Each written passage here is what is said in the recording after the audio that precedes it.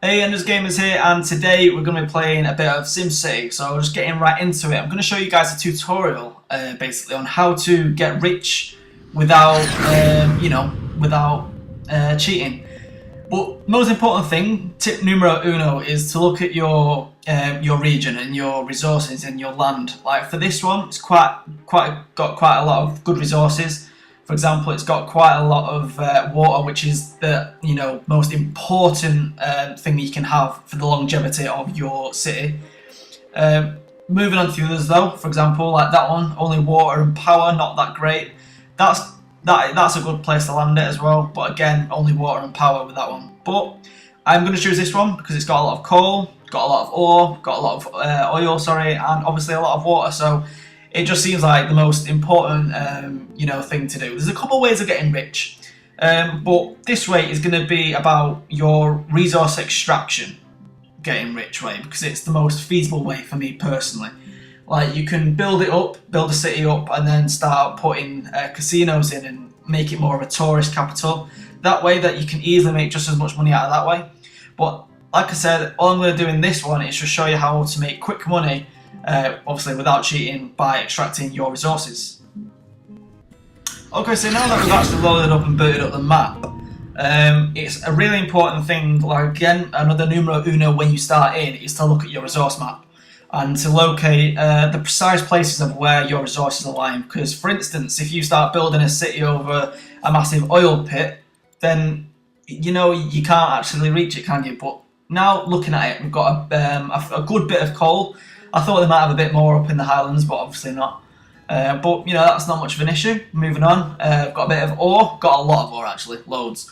And again, we've got a lot of oil, which is super duper important if you want to start to try and manufacture big things. Okay, so for the time being, as you can see, it's going absolutely AWOL. We're losing money, there's no power, blah blah blah. But I have just set up the foundations of the next big city. A simple little wind farm will do for now, and it will do for quite a long time, to be totally honest. You don't need to upgrade into anything special or fancy at the minute. But as you can see, a really quick sudden turn of events, and we're looking like a good flourishing city already, or town should I say. Okay, so I've recently just taken 2 loans out, and I've increased taxes by 1%. But as you can see, we've not actually lost any money on that hourly rate because we're in a growing city environment. I've now been given more or less 50 grand or 60 grand should I say, in doing what I need to build. So then I can now focus on the city's interests. So for example, unfortunately for these guys, they're going to be close to a coal mine, but that's just the way it is. But starting off with my ore mines, that's where that's going to go, and then I'm going to have to put an oil mine down as well. That'll be straight in the middle of there, so just connect up a little road to this bit.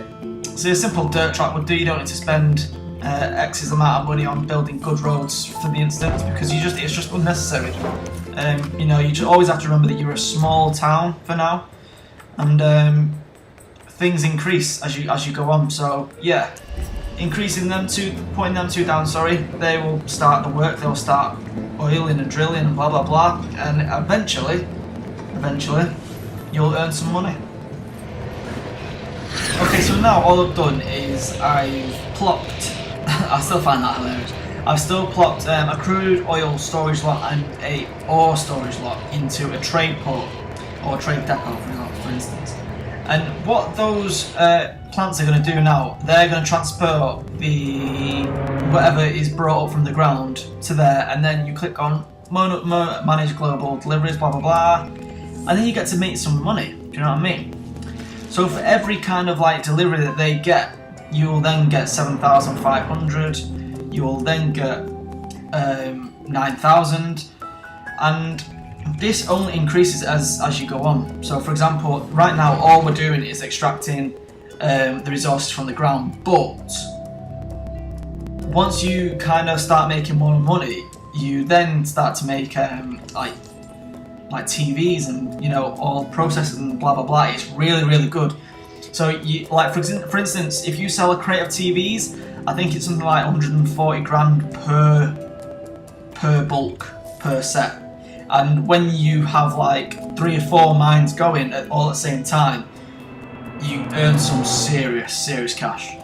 Okay guys, so I've just let the city run for a bit, trying to ease it up a little bit. I've tried to expand, build more houses, build a bit more better to live in with more parks and schools, and I'm trying to provide everything on that kind of scale, as well as expanding our massive empire of extraction, should I say. So going back to the finances, as you can see, we're looking real healthy at the minute. We're looking really good. I've only got 1 bond left, and that's just 24 grand, so I'll pay that off now, pay it off early, save us some money. And so yeah, from September, this is just 1 month, look at all the money that we've been making. And this is external, this isn't anything that we've earned from, for example, from any bonuses or anything. This is just all that we've done by extracting the resources from our environment.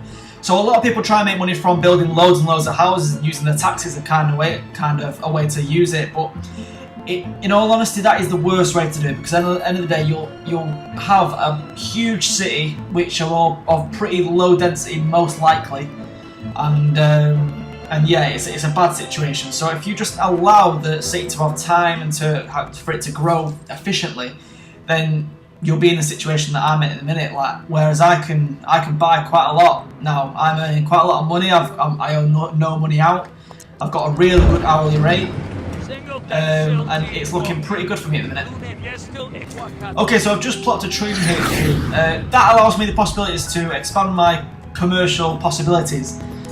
So, for instance, I can build an electronics division, I can build a metals division, or I can build a petroleum division. Now, obviously, the electronics being the most expensive, as you can imagine, that is the better of the choices.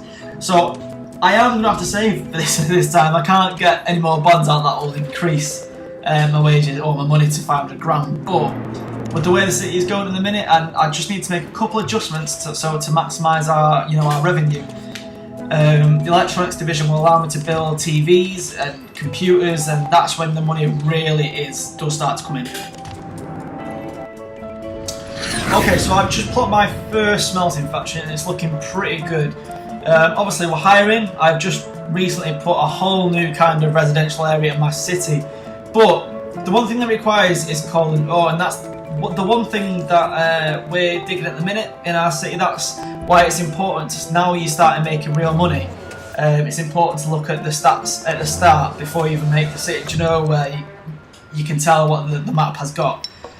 So you don't want to cease all kind of like transactions of your coal and ore, but on just one trade port, I've got 3 trade ports at the minute, and as you can see, the storage is absolutely bang full, to be fair. So that's a good indication to me that as if we can still keep it selling, but also we can use it locally.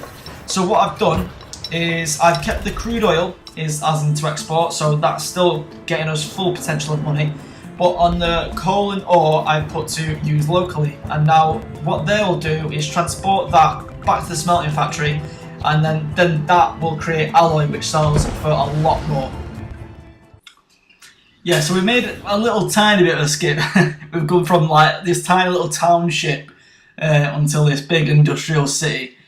But it doesn't matter, I'll run you through it anyway. Swiftly moving on. We still got all our mines and all our wells, the extraction kind of buildings are still all currently in place.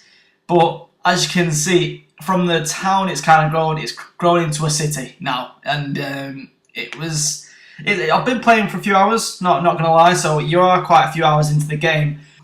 But the only reason why you guys are watching this is because you want to know how to make £6 million in a matter of hours on SimCity 4. That is the be all and end all. So we'll look at our first smelting factory. As I said earlier in the video, this was kind of where it all kind of kicked off. The whole city, it's the snowball, it's that, it's the snowball effect. Once you get that first smelting factory, it kind of explodes, literally. If you've got uneducated workers anyway. But yeah, that's kind of what happens. It snowballs into something bigger. As you can imagine, it produces quite a lot. It produces alloy, but then that produces to processors and blah blah blah. So you need the first smelting factories before you do anything else whatsoever. So the most important thing is the processing factory coming up.